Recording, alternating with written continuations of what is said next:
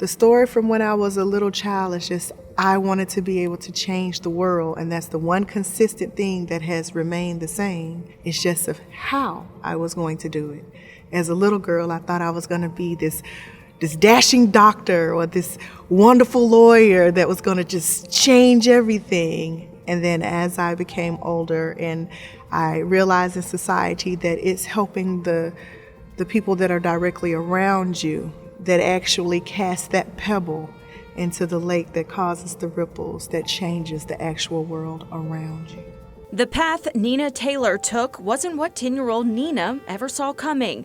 Nearly 2 decades in the fire service, but it gave her the opportunity to change her community.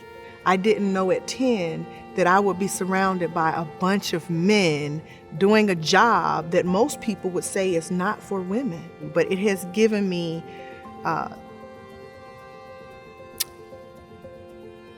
a peace. I think that's the best way to put it. A peace and a peek inside the lives of some of the most beautiful people I could have ever met in the whole wide world. The peek inside the homes of others, a catalyst to help those she serves in other ways, building ramps for people who can't leave their homes, waking up at 4 a.m. to cook and take Thanksgiving meals to those quarantined with COVID. Even her own home changed for the betterment of others. I remember buying my first home. I stayed in it, for a few years, and then it didn't feel like the home I should be in. It felt like a home that I should be giving back with. She enrolled to become a Section 8 landlord, using her home to give her tenants the assistance they needed to move ahead in their lives. My last tenant, her name's Brittany. And Brittany walked in and she looked around and she said, "A house." And she looked down and she said, "And hardwood floors." And then I saw these 2 little girls walk in behind her. And I said, "What do you see yourself doing?" And she said, "I want to become a nurse and an entrepreneur.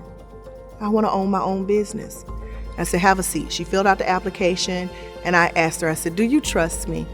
And she said, "Yeah." I said, "I need to go where you live." She said, "Okay." Put her in the car. We drove to her apartment.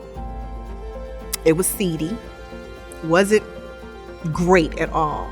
And I looked over at these 2 little girls and I looked at this apartment complex and I was like, And we walked in and I looked at her home and it was clean. So she was really trying to make a home. I waived her application fee and told her she had the house right then and there under one condition: that she created a family, a nucleus, which means that she had to give the best for her girls.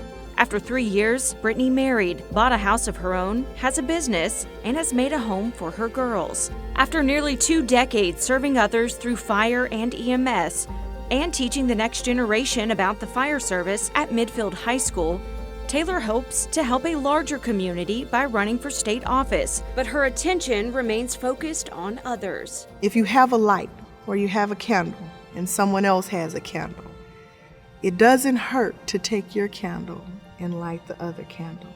And now both of you have a lit candle. So I tell people anytime I come in contact with someone, if I am that light and this person doesn't have that light, I'll take the time out to light their candle so they can have a candle too.